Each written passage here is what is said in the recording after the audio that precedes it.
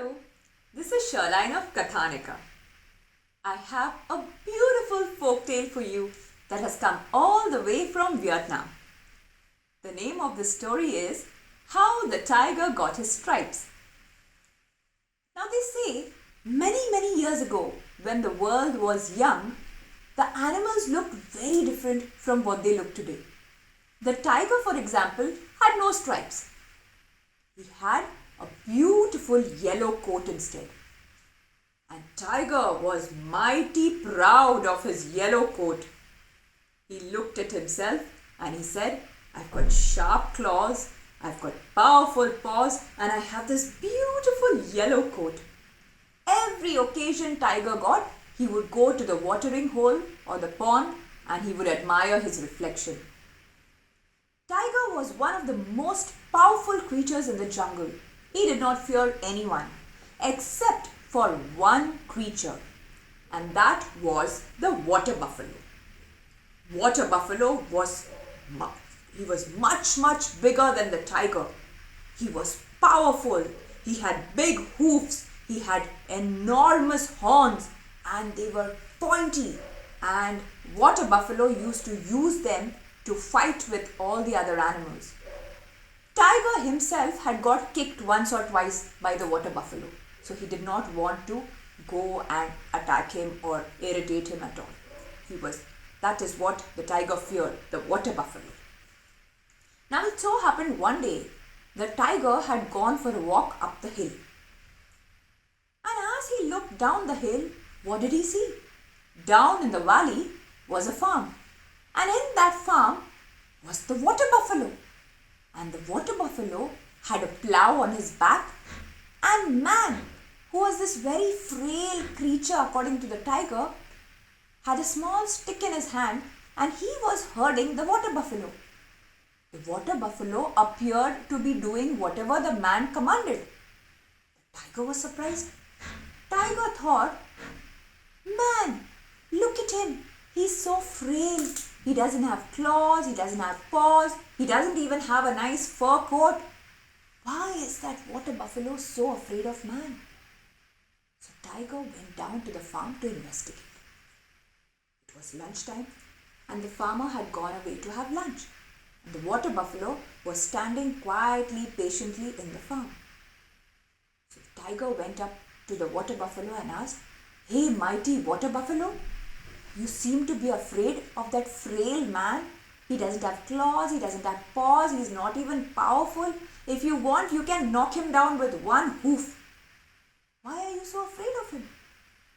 The water buffalo said, man has one powerful weapon, and that is wisdom. Wisdom, thought the tiger. Now I have claws and I have paws and I'm one of the most powerful animals in the jungle, but I'm only scared of this water buffalo.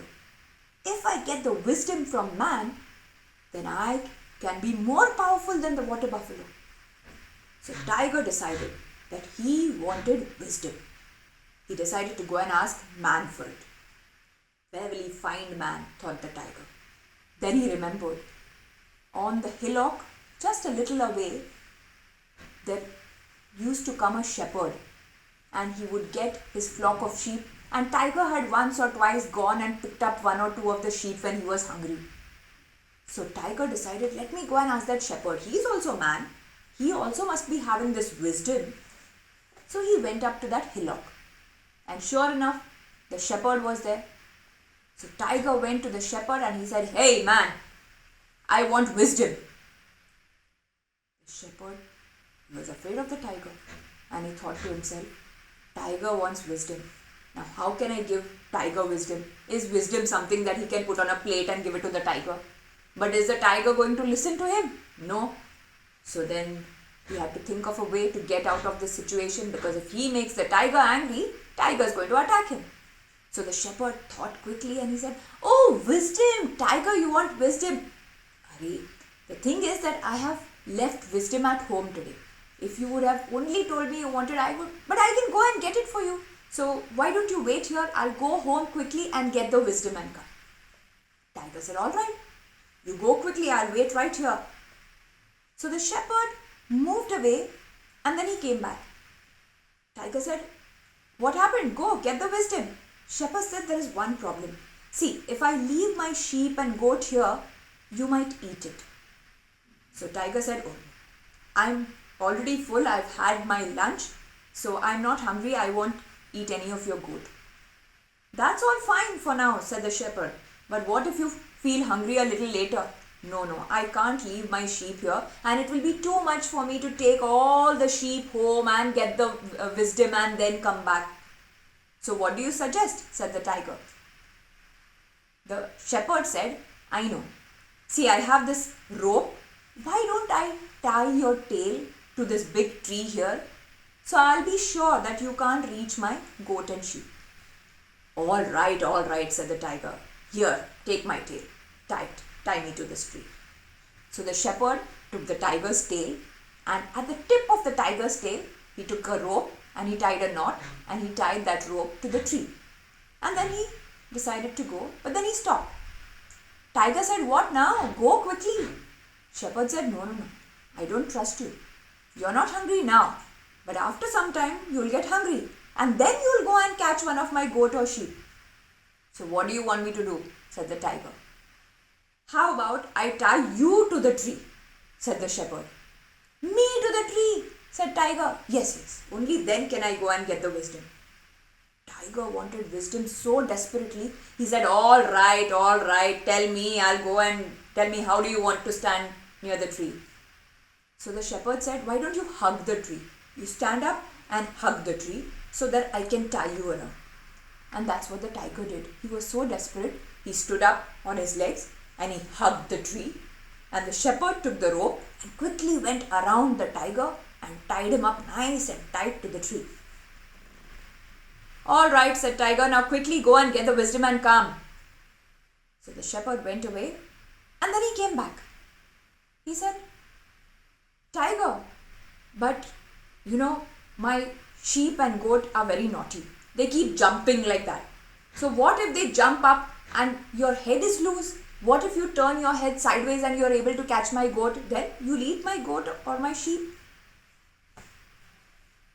Tiger said, "Come on, shepherd, please go and get the wisdom." The shepherd said, "I don't trust you. So if you don't mind, can I tie your head to the tree as well?" "All right, quickly, if you want, just do it," said the tiger.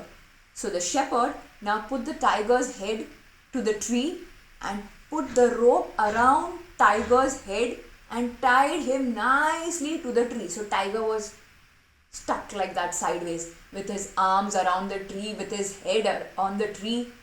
And the shepherd quietly from behind the tiger took his flock of sheep and went away from there. Now slowly, the day came to an end. It got evening, and all the animals who were going back home, they saw the tiger tied to the tree like that. The monkeys began to laugh. The crocodile began to laugh. Everybody was like, "Tiger, what are you doing? Tied up like that to the tree?" And tiger said, "Nothing, it's nothing. Man has gone to get wisdom for me." They laughed. All the animals started laughing. The water buffalo came there. And the water buffalo looked at the tiger and said, "Tiger, why are you tied to the tree like this?" And tiger said, "Oh, man has gone to bring wisdom for me." "Really?" said water buffalo. He laughed and he went away. Now soon it became dark. Tiger began to get hungry. Tiger said, "Where is this man? When is he going to get the wisdom?" And then tiger thought, "There's all that sheep and goat behind me. I think I'll just go and snack on one of the goat or sheep." So tiger tried to get out of the ropes. He moved this way and that way, and he realized he'd been tied nice and tight. He wriggled, he went this way, that way, and he struggled, and now he really wanted to get out of that rope. So he started pushing against that rope, tugging this way, tugging that way, pushing. And the rope was tied so tight around him, it started burning into his beautiful yellow coat. Well, Tiger tugged and tiger pulled and tiger pulled and tiger tugged and thapak! Finally, he was able to get out of the rope. It was really, really dark. Tiger couldn't see anything. Tiger was feeling very hungry. He found some kind of small rabbit over there. He ate it up and he decided to take rest that night. And he said, "Where is that man? Where is my wisdom?" Anyways, Tiger was exhausted. He went to sleep. The next morning, Tiger woke up and Tiger said, "Goodness, where is that man? He was supposed to get me wisdom. He didn't come. Anyways, I don't think he's going to come back. But at least I've got my claws and I've got my paws and I've got my beautiful yellow coat. And I'm very thirsty now. So let me go drink water." So Tiger went to the pond. By now, it was bright. Tiger drank water and then he decided to admire himself. And he looked at his claws and he looked at his paws and he looked at his reflection. And what did he see? There were all black marks everywhere. "What's this?" said the tiger. He looked at his arms and they were all black stripes. "Oh my goodness, what has happened to me?" Poor tiger. He realized that man had made a fool of him. Oh no. Tiger was so embarrassed. He was so embarrassed. He went and hid into the jungle. And that is where he hides to this day. He's so ashamed of himself and he's got all those stripes that remind him all the time of how man fooled him, the mighty tiger. I hope you enjoyed this story. That's all for today. Bye-bye.